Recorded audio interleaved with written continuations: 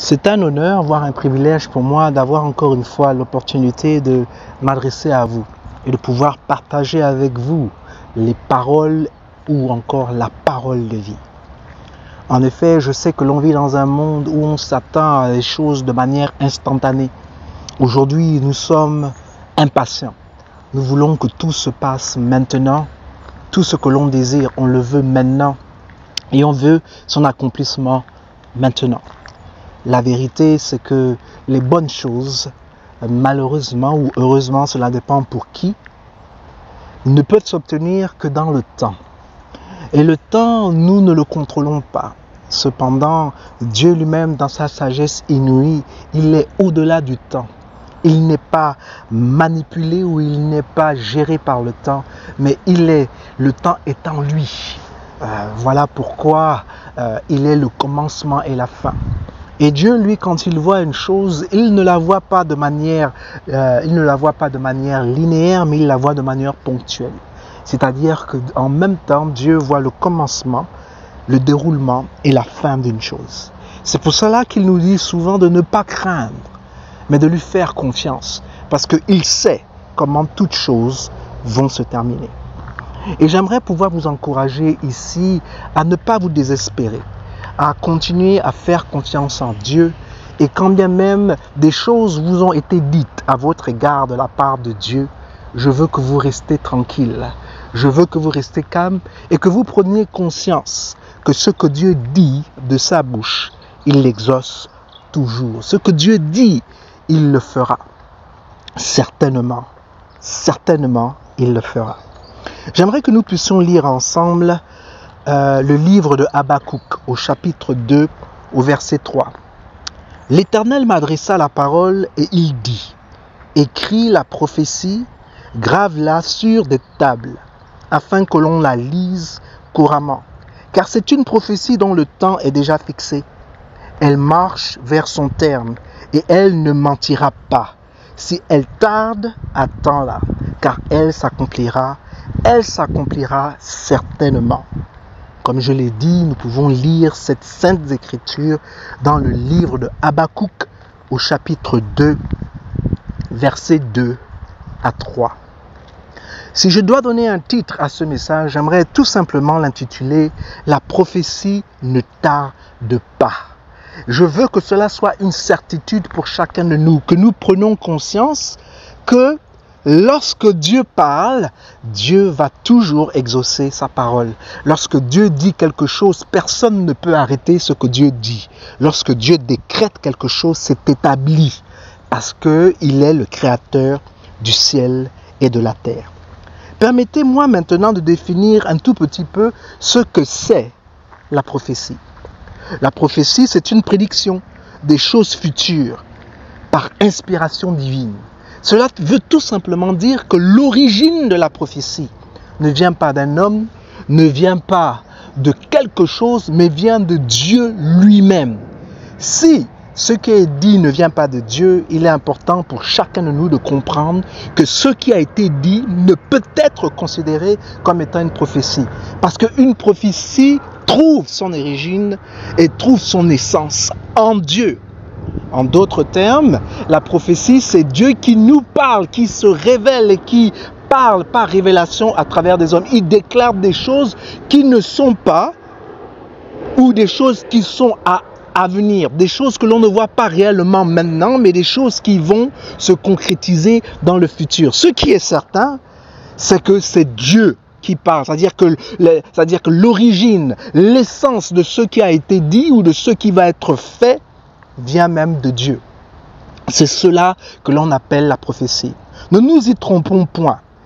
Ce qui est dit et qui n'est pas de Dieu ne peut pas être une prophétie, car la prophétie ne vient que de Dieu.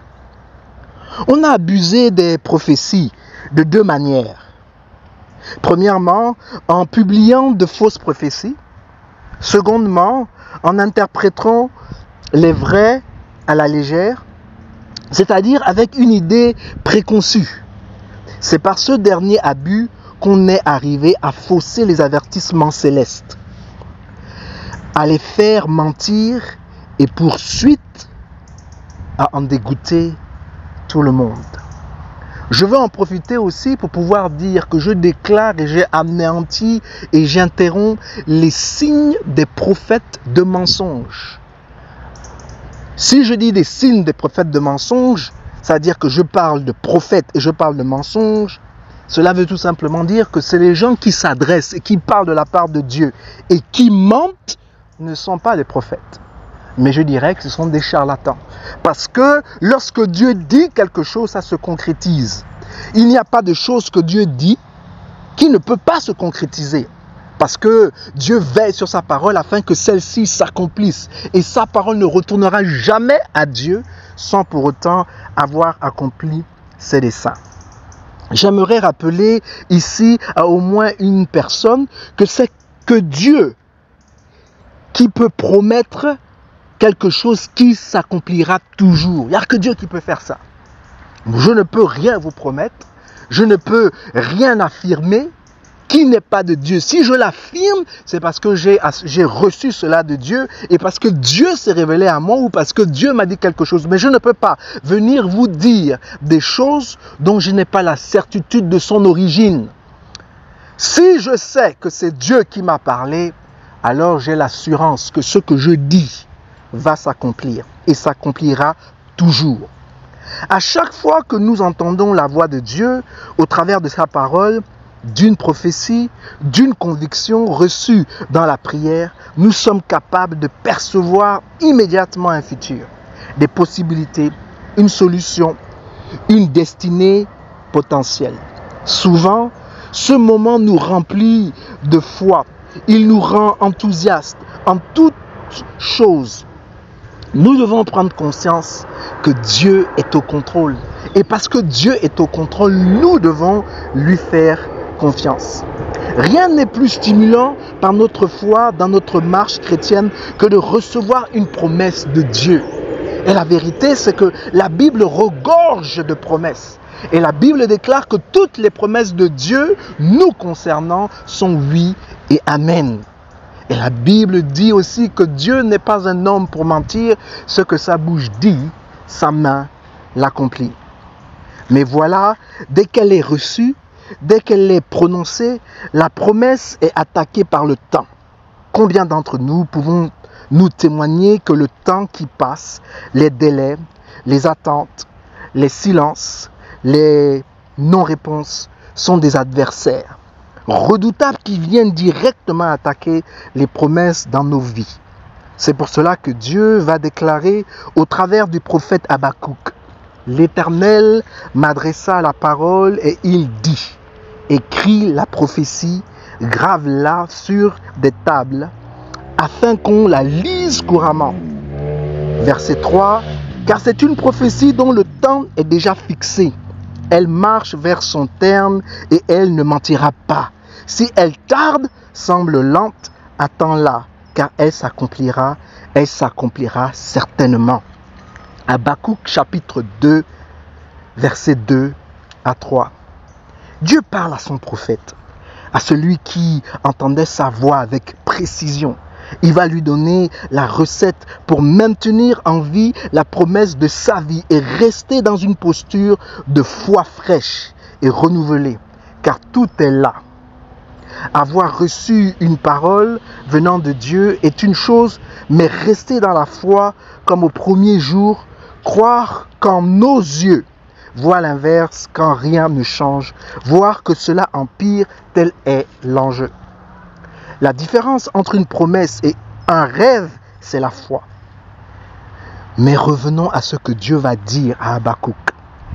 Dès le départ, il va lui présenter le plus grand adversaire de la promesse, le temps qui passe. Il faut comprendre un mécanisme spirituel simple. La parole de Dieu est éternelle. Elle est hors du temps.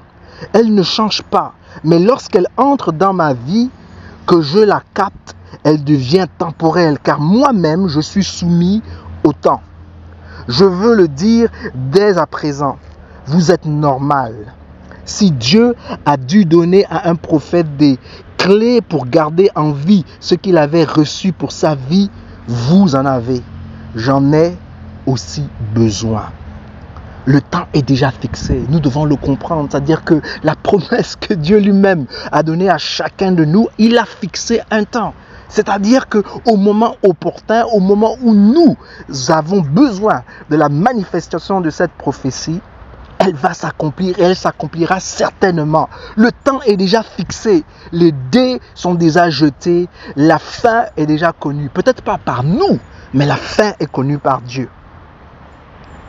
La première chose pour faire face au temps qui vient attaquer les promesses dans ta vie, dans ma vie, dans nos vies, c'est de rappeler que le temps est déjà fixé. Le jour où je reçois cette révélation de l'intention de Dieu pour ma vie ou ceux qui m'entourent, ce n'est pas ce jour-là que Dieu a relâché sa parole. En fait, Dieu a préparé son plan dans l'éternité. Le jour où je reçois la promesse, c'est le jour où je l'entends. Mais elle existait déjà. Le mot fixé signifie littéralement en hébreu un point de rencontre.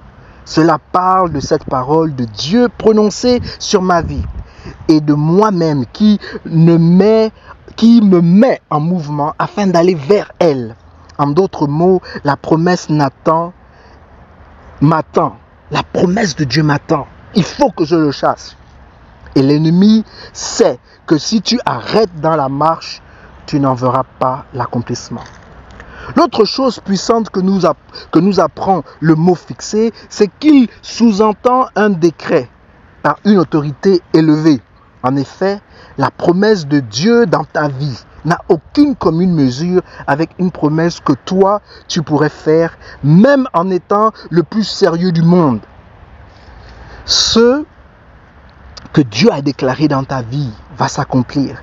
Il nous faut tout simplement nous soumettre. Beaucoup d'éléments extérieurs, ce qui rend un engagement humain toujours aléatoire. Mais quand Dieu fixe et déclare, ce qu'il dit se positionne au-dessus de tout. Rien, aucun événement, aucune circonstance exceptionnelle, ni chose, ni aléa, n'empêche sa parole de s'accomplir.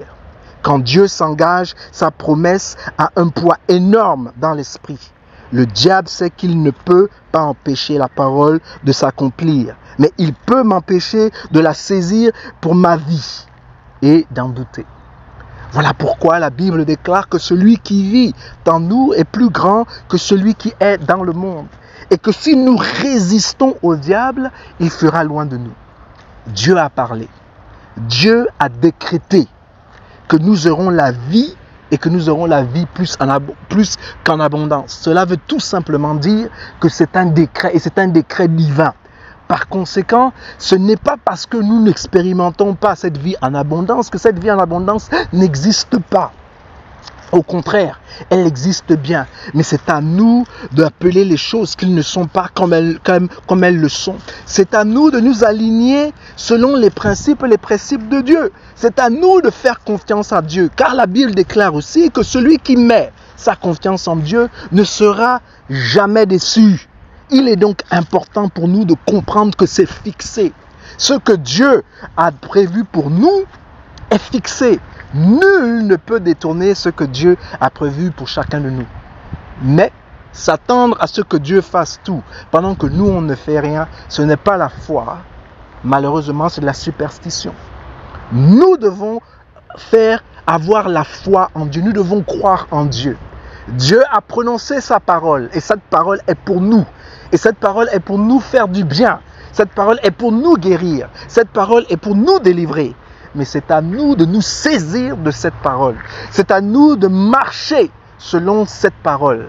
Rappelons-nous encore lorsque Pierre était dans la barque avec les autres disciples et qu'il y avait la tornade et qu'il y avait la tempête et que les eaux étaient agitées et que le vent soufflait avec furie. Ils avaient tous très peur. Cependant, Jésus leur avait dit que nous allons nous rencontrer de l'autre côté. En d'autres termes, Jésus est en train de leur dire que peu importe ce que vous allez rencontrer en chemin, cette chose ne pourra vous détruire, cette chose ne pourra vous anéantir, ne craignez rien, car je vous ai dit, moi le Créateur du ciel et de la terre, je vous ai dit que l'on se retrouvera de l'autre côté. Cependant, les disciples étaient dans la crainte. Ils avaient une peur bleue de ce qui allait leur arriver. Ils étaient convaincus qu'ils allaient mourir. À un tel point qu'ils étaient désespérés.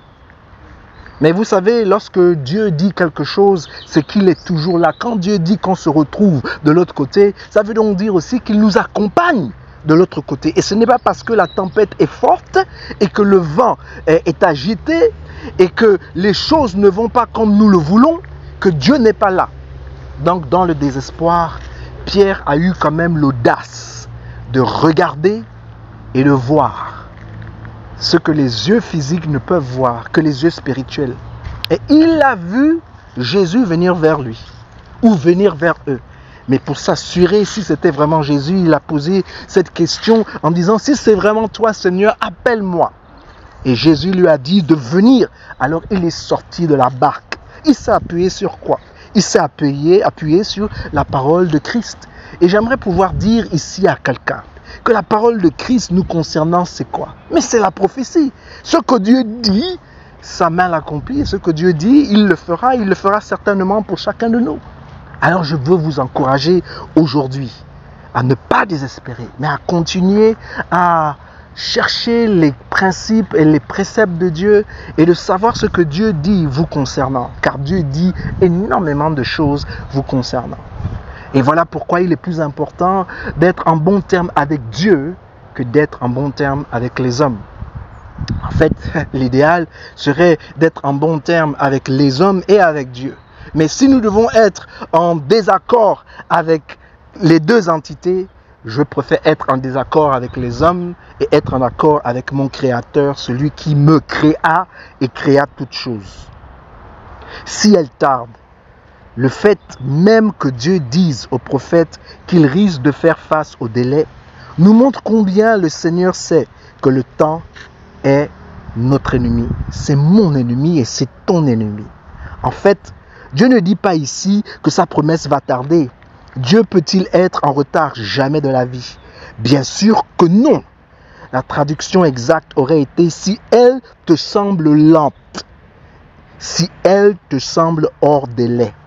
Le problème n'est jamais le timing de Dieu, mais mon ressenti, ton ressenti, notre ressenti. À chaque fois que je me mets à être impatient, que je regarde en arrière, que je considère mes besoins non satisfaits, le temps qui passe alors,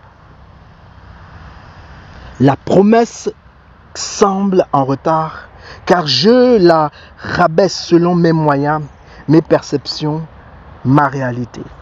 Dieu va dire au prophète, si elle te semble lente, attends-la. En d'autres mots, ne la laisse pas tomber. Ne t'en éloigne pas. Garde la parole en toi et dans ton cœur. L'expression hébraïque employée ici est incroyable. Elle renferme un ordre de Dieu de continuer à regarder en avant, de rester dans le futur que t'a dévoilé Dieu dans sa promesse. Ce futur est la seule réalité vers laquelle tu dois courir. Ça me rappelle un tout petit peu Joseph. Joseph a reçu un rêve. En d'autres termes, il a reçu une prophétie. Il a reçu quelque chose provenant de Dieu. Lorsqu'il a reçu cette prophétie, Joseph devait avoir probablement entre 16 et 17 ans. Cette prophétie s'est accomplie 17 ans plus tard. Et pendant ces 17 années, il a passé des moments difficiles, des moments douloureux, des moments où il avait la possibilité d'être complètement découragé. Mais il s'est serré, il a médité et il a cogité et il a médité et médité encore sur cette parole que son Créateur lui a donnée. Et il est important pour nous de réaliser que parce qu'il était focalisé sur la prophétie que Dieu lui a accordée, que Dieu lui a donnée, qu'il a pu surmonter toutes les difficultés, toutes les fausses accusations et tous les moments difficiles qu'il a pu endurer. Et oui, 17 ans plus tard, comme on le lui avait dit, comme Dieu lui-même le lui avait révélé et Dieu lui avait montré, ses frères Et non seulement ses frères et son père, et je dirais même la terre entière à l'époque, sont venus en Égypte se prosterner devant lui. Oui, la parole de Dieu ne retourne jamais à lui sans pour autant avoir accompli ses desseins. Car Dieu est fidèle. Oui, ce futur est la seule réalité vers laquelle toi et moi nous devons courir. Oui, nous devons avoir les yeux focalisés vers Christ, les yeux focalisés vers Dieu, focalisés sur ce que Dieu nous a dit et considérer que tout ce que les autres disent est un mensonge, mais ce que Dieu dit est vrai. Il y aurait tant à dire sur ces quelques versets, mes amis, mais nous arrêtons là. Je ne sais pas où vous en êtes aujourd'hui, mais il est sûr que Dieu vous a déjà donné des promesses. Alors ne les perdez pas de vue. Regardez devant, c'est le roi des rois qui a promis. Ne laissez pas l'ennemi semer le doute dans votre cœur. Ne permettez pas à vos oreilles d'être trop dures à ce que Dieu dit. Ne permettez pas à votre foi de chanceler. Car il n'est pas trop tard. Ce n'est pas fini. Dieu n'a jamais dit son dernier mot. Tout ce qu'il dit s'accomplit toujours. Ça, c'est une vérité certaine. Alors, j'aimerais pouvoir vous encourager encore une fois. Tous ceux qui écoutent ce message, j'aimerais pouvoir vous dire que Dieu a en effet un projet de paix, non de malheur pour chacun de nous. Et il est important pour nous de réaliser que ce que Dieu a dit, cela va s'accomplir dans notre vie. La Bible déclare que Dieu veille sur sa parole et que sa parole accomplira certainement ce que lui-même a déclaré. Seigneur, je te bénis et je te rends grâce, en effet, pour les hommes et pour les femmes qui m'écoutent en ce moment. Je prie pour ceux qui sont désespérés parce qu'ils attendent des choses provenant de toi. Je prie au Dieu qu'ils ne se découragent point. Je prie au Dieu qu'ils aient la capacité et la force de réaliser que ce que toi tu dis, tu l'accomplis toujours.